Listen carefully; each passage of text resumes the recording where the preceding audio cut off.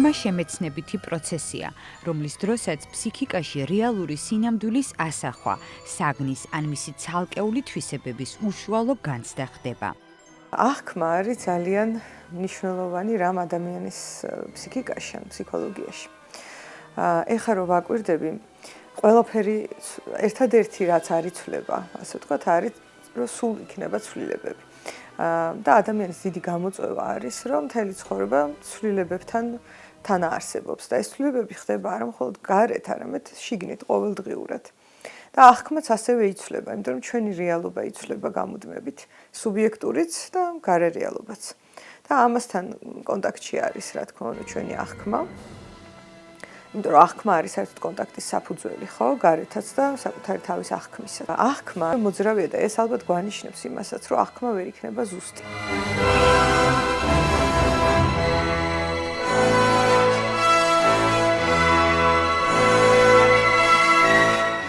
აღქმის პიროვნებისეული ხასიათის მიხედვით იგი ადამიანის შემეცნებითი აქტივობის გამოვლინებაა, რომელშიც თვით აღქმელი შინაგანი მდგომარეობა, გამოცდილება, მისწრაფებები, მოთხოვნილებები და ინტერესები ვლინდება. ეს ყოველივე გავლენას ახდენს აღქმაზე. ჩვენ საერთოდ ვიცით, რომ არ არსებობს არც ერთი ხელოვნების ნაწარმოები და საერთოდაც არაფერი არსებობს ასეთი, მაგრამ მოდი ხელოვნებაზე ვკონცენტრირდეთ, სადაც ადამიანი აღქმის დროს არ არის თანაავტორი რაღაც დოზით. რაც უფრო დეტერმინირებულია ხელოვნება, უფრო ნაკლებად თანაავტორია ადამიანი, მაგრამ მაინც თანაავტორია. ანუ ის თუ რა ხდება ჩემს სუბიექტურ რეალობაში, ჩემს შინაგან სამყაროში აქ და ამჟამად, განაპირობებს, აი ეხლა რომ მოცარტის სიმფონია არის ჩართული პირობითად, იმას მე როგორ აღვიქვავ.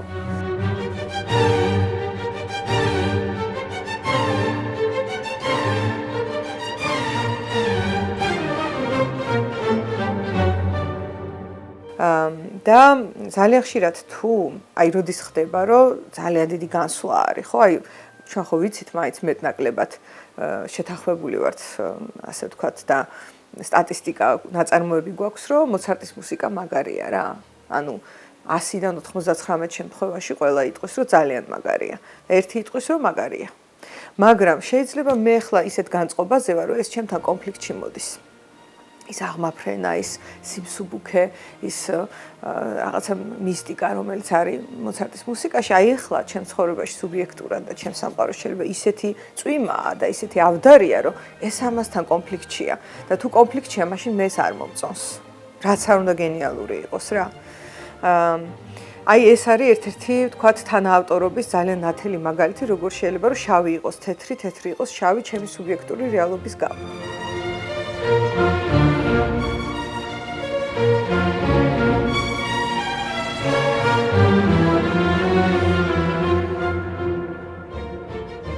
ასევე უკავშირდება ფონს. თუ მე გავიზარდე სიტყვაზე ისეთ სამყაროში, სადაც მოცარტი თქვა არ მსმენია რაღაც ასაკამდე, თუმცა სხვა კეთილხმოვანი მუსიკა მსმენია. ნებისმიერ შეიძლება აქ იყოს, ახლა მოცარტს ვამბობ თვალსაჩინოებისთვის, თორე შეიძლება მე ეს ჟღერადობა ჩემთვის იყოს უცხო და ჩავთვალო რომ დედა რა სიმახინჯია, ან უცხოს მომენტიც არის. ან საჭმელზეც არის ეს, ხო? იმდანაც ჩემი გემოვნებისთვის თქვათ, მე პირადად გამომიცდია, რომ აი ყველი და თაფლი თავიდან ერთად რომ მოიტანეს, ანუ ეს იყო ჩემთვის ძალიან საზიზღარი შეთავსება რა. მაგრამ შემნიშნე რომ ევროპაში ეს დელიკატესია. ანუ ეს მომენტიც არის გემოვნების გახსნის რა. და მუსიკაშიც არის ეს. რა თქმა უნდა.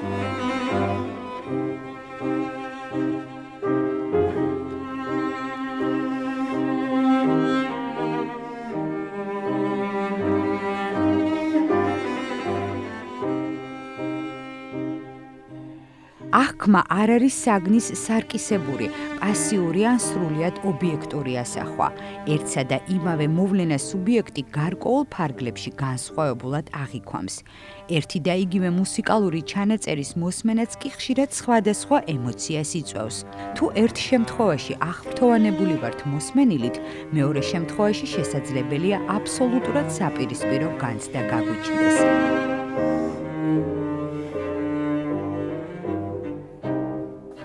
მამა ჩემისგანაც სმენია და მეც დავკვირვები ვარ, რომ ძალიან ბევრჯერ თუ მოხდა ერთი და იგივე მუსიკის დატრიალება, რომელიც დიდ აღმაფრენას და დიდ სიამოვნებას და ეიფორიას იწვევს მსმენელში, ხო, აი კონკრეტულად თქვა ერთ ადამიანში, რაც უფრო მეტჯერ მოხდება ამის დატრიალება, თითქოს ცვდება აღქმა და თითქოს ნაცრისფერდება ის, რასაც ისმენ და ის ეიფორია და ის ტალღა აღარ მოაქვს.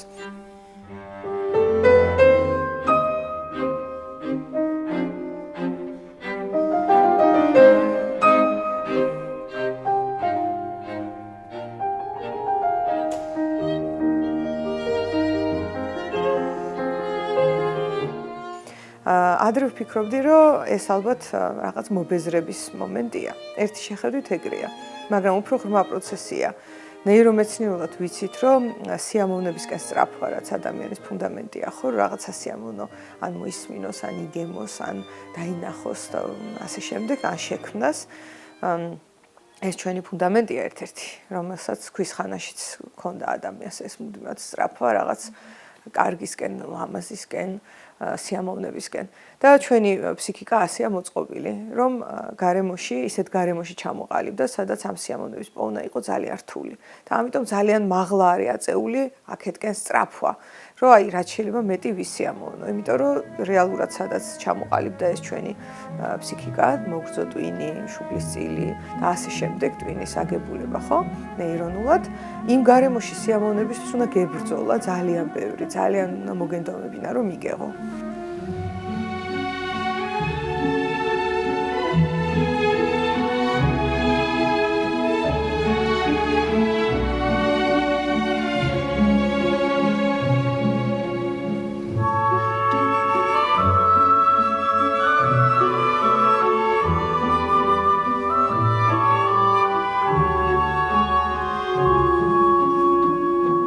და ასეა დღემდე, ანუ იმის მერე ძალიან ცოტა დრო გავიდა იმისთვის, რომ ჩვენი ტვინი შეცვლილიყო. ტვინი იგივეა. მაგრამ სიამოვნება კი მისაწვდომი გახდა, მათ შორის მუსიკაც. დღითი დღე უფრო მისაწვდომი ხდება, ხო? თუ ადრე კონცერტზე უნდა წასულიყავი, ზოგჯერ შეიძლება უნდა გემოგზაურა, რომ სადმე ჩასულიყავი, ან მოცარტზე ვიცით, რომ დამოგზაურობდა, ხო? რატო აკეთებდა ამას? იმიტომ რომ ჩანაწერი არ არის რაღაც არ არის საშუალება რომ ეს დაფიქსირდეს დღეს, მე შემიძლია 2 წამში შევიდე და მოვისმინო რაც მინდა.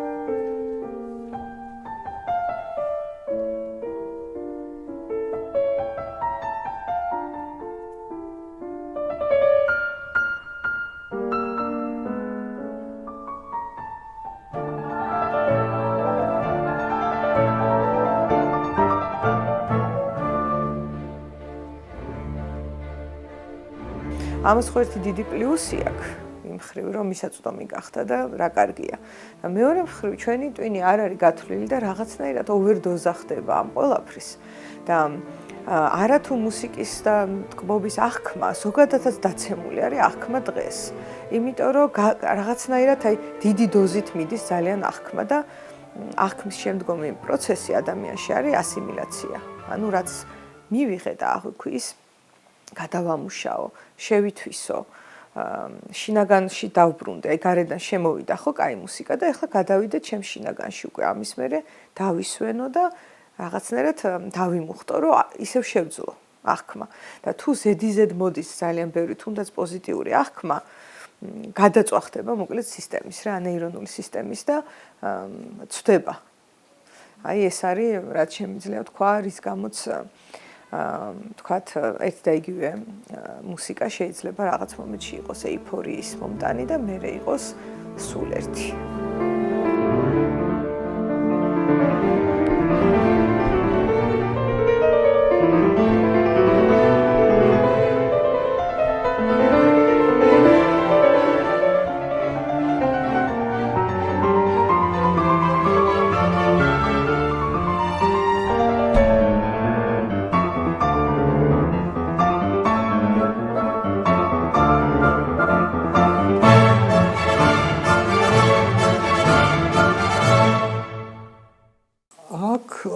ფაქტორია მსაზღვრელი.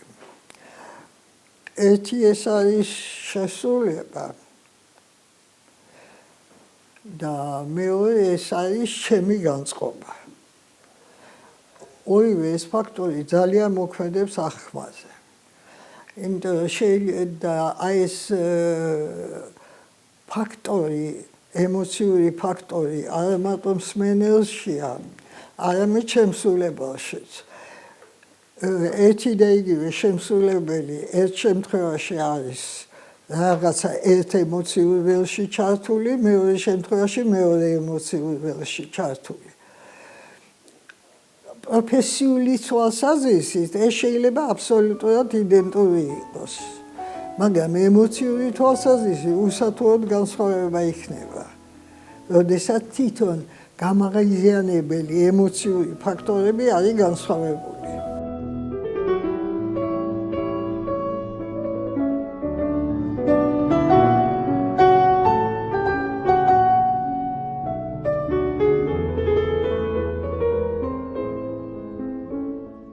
აი ეს არა პროფესიონალიზმზე იმოქმედებს, არა შესრულების ტექნიკურ მხარეზე იმოქმედებს, არამედ ემოციურ მხარეზე იმოქმედებს. ამიტომ ვთქვათ, შეიძლება ეს შემთხვევაში შენ იყო საოცრად ემოციურად მომართული და მაშინ შენზე ეს სხვაგვარად მოქმედებს, მეორე შემთხვევაში შეიძლება შენ იყო ნეიტრალური ძალიან და სრულიად სხვა იქნება შენი აღქმა.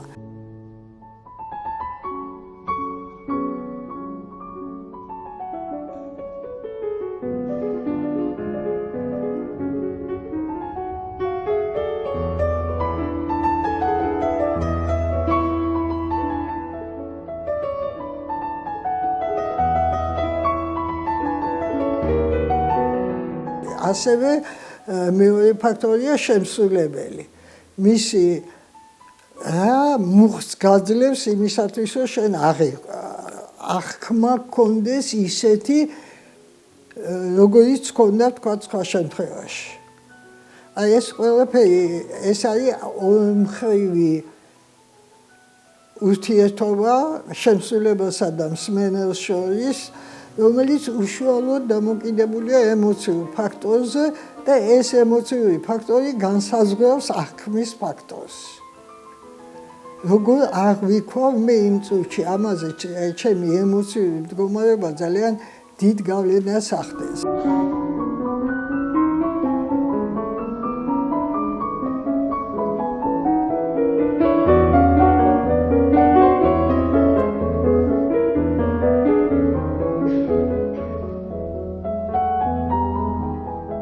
ამის დემონსტრაცია სულ ახლახანს მოხდა ჩემთვის პირადად.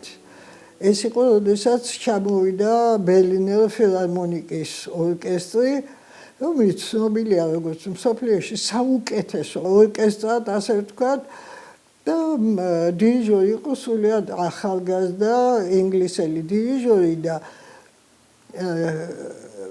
შენ არ გაქვს არანაირი წინასწარი ემოციური აღქმა. ერთი არის, როდესაც ბარენბოიმი დირიჟორობს, ანუ ამ ორკესტრის მუდმივი დირიჟორი, არამედ როდესაც ვიღაცა სხვა, რომელსაც შენ არ იცნობ.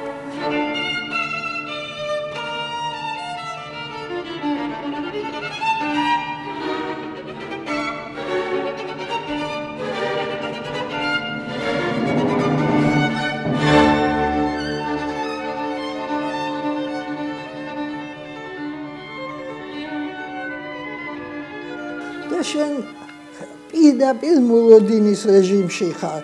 არა იმ მოლოდინის რეჟიმში, როგორშიც იქნებოდი ბარენბოიმის შემთხვევაში. იმიტომ ეს უკვე შენთვის ნაცნობი, არამედ აი უცნობის მოლოდინის რეჟიმში ხარ. ამიტომ შენი აღქმა და დამოკიდებულება უკვე განსხვავებულია. განსხვავებულია ვიდრე იქნებოდა ბარენბოიმის შემთხვევაში და ვიდრე არის ამ ახალგაზრდა დირიჟორის შემთხვევაში. ეს ყველაფერი ადამიანზე ზემოქმედებს.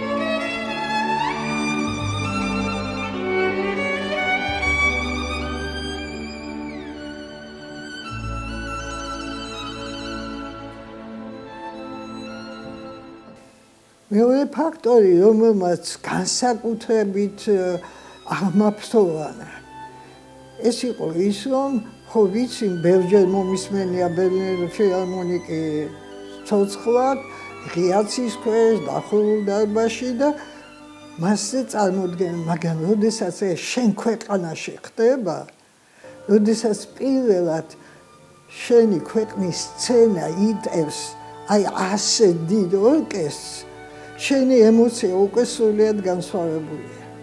შესაბამისად, შენი აღქმა იქნება აბსოლუტურად განსხვავებული. და 10-ჯერ მეტი იქნება ხარისხი, თქვა, ბეთჰოვენის მეხუთე სიმფონიის მოსმენისა თვითონ ბერლინში, სადაც ეს ნორმაა და თბილისში, სადაც ეს ნორმა არ არის. ამიტომ აღქმა ეს არის ძალიან სუბიექტური მომენტი, რომელიც დამოკიდებულია ჩემ განწყობაზე და ჩემ კონკრეტულ მდგომარეობაზე იმ წუთიერად.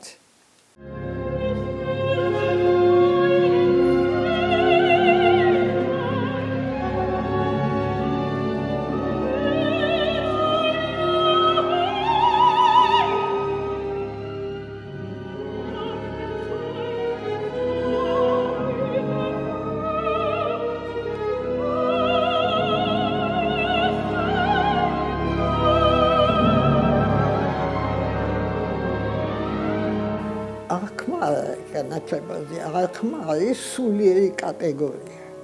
აღქმა არის ჩემ მდგომარეობაზე. და მაგრამ აღქმა რაღაცა მოვლენის უკვე განათლებულის, თქვა, პროფესიონალის და არაპროფესიონალის, აქ უკვე განსხვავება არის.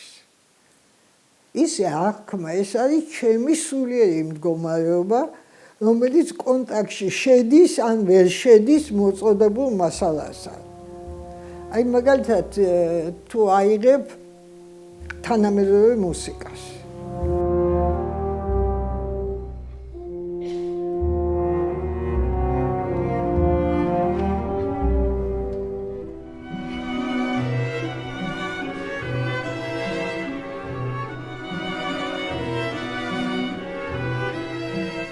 თანამედროვე მუსიკას, როდესაც უსმენ, პროფესიონალის აღქმა სრულიად განსხვავებულია და ფართემსმენელის აღქმა სრულიად განსხვავებულია. რატომ? იმიტომ რომ ის ეძებს საყრდენებს, რაც არ არის თანამედროვე მუსიკაში. და ეს თანამედროვე მუსიკაში საყრდენი ბგერები რო არ არის, ტონალობას რო ვერ გზნობს, ის იძახის არ დაუდაა.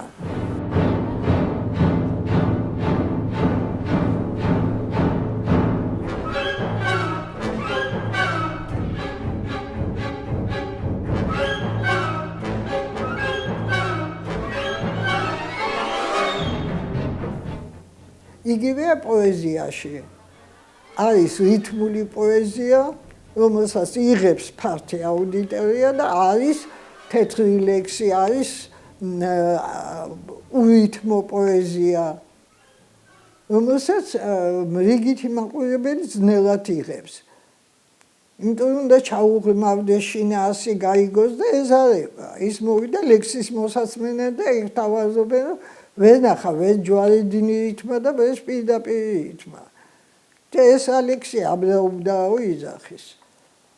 თავის გაუნათლებლობას, ანუ გაუნათლებლობას კი მოუმზადებლობას, ასე ვთქვათ, აბრალებს შემქმნელს, ხელოვანს.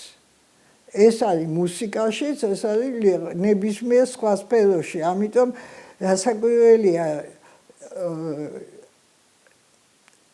პიკასოს აღქმა მხატვრის თვალით და პიკასოს აღქმა შეულებრივი მის თვალით ძალიან ძნელია, იმიტომ რომ ის ქალს ვერ ხედავს და მხატვარი ხედავს.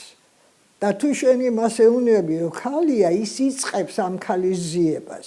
ანუ იწყებს ცოდნის მიღებას. აი ამიტომ შეფასებისას რასაკვირველია გადამწყვეტია ცოდნა. მაგრამ არსებობისთვის გადამწყვეტია ემოციური შეფასება ფართო აუდიტორიის.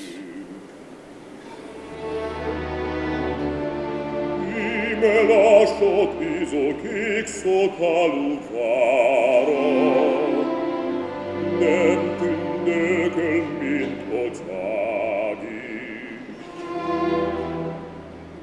iuditiesse mi gutano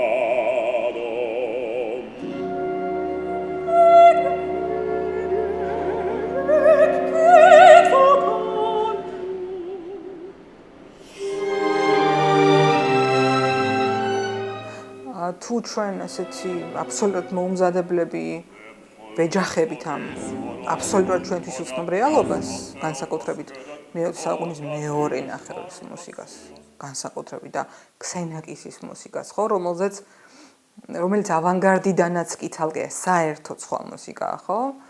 აქ მომზადება რა თქმა უნდა საჭიროა და თანაც არა ნახევარსაათიანი ან 15 წუთიანი, არა, კარგად საფუძვლიანად მომზადება არის საჭირო იმისთვის, რომ ადეკვატურად ან მეტნაკლებად ადეკვატურად აღვიქვათ ეს.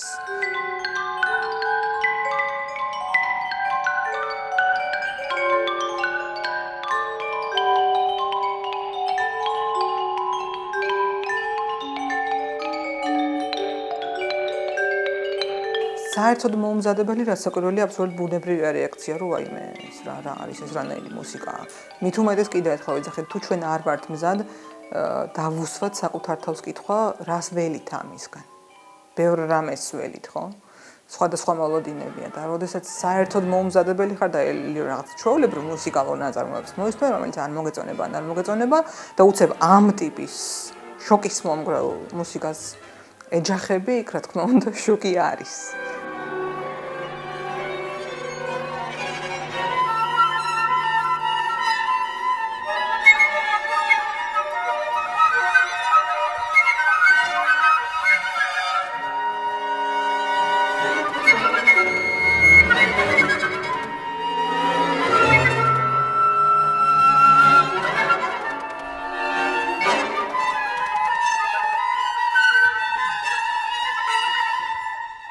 ამიტომაც არის რომ მაგალითად აქაც იწყება ნელ-ნელა და ეს ძალიან კარგია და ძალიან ხშირად თითქმის ყოველთვის დასავლეთში, ამერიკის შეერთებულ შტატებში, სხვა ქვეყანაში კონცერტების წინ არის ხოლმე საუბრები იმისთვის, რომ მიუხედავად იმისა, რომ ოპერაში მსმენელი რომ მოდის ქუჩიდან არ მოდის და იცის რაზე მოდის, მას მაინც ამზადებენ იმისთვის, რომ რაც შეიძლება ელოდეს მერე სცენაზე, ხო?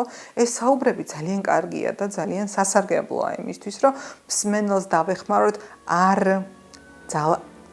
ძალდატანებით კი არ მოვახვიოთ თავს რაღაცა აზრები, არამედ კონტექსტში გარკვევაში დავეხმაროთ იმისთვის, რომ ადეკვატურად იქნას ეს მუსიკა აღქმული.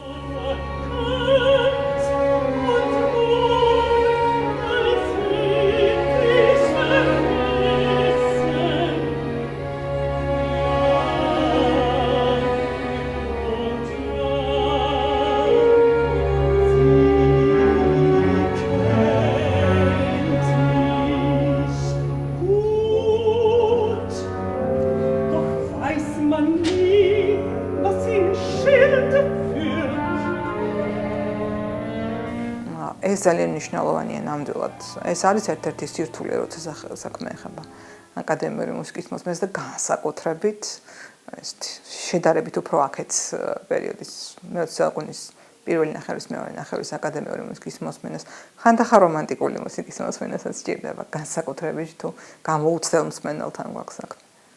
ეს არის ცოდვა, ნებისმიერ შეუძლია თავის დამოკიდებულება იქონიოს, მაგრამ მომზადება მაინც ასურველია. მე მაინც მჯერა არ ვიცი, შეიძლება ცარიელი ოპტიმიზმია, მაგრამ თუ შესაბამისად არის ადამიანი მომზადებული ნებისმიერი ბექგრაუნდის მქონე ადამიანი, შეუძლებელია რომ მას კლასიკური მუსიკიდან რაღაცა არ მოეწონოს. აი შეუძლებელი მგონია. უბრალოდ მზად უნდა იყოს ამისთვის, სათანადოდ აღჭურვილი და ინფორმირებული. მაშინ აღქმას ეს ეხმარება ძალიან.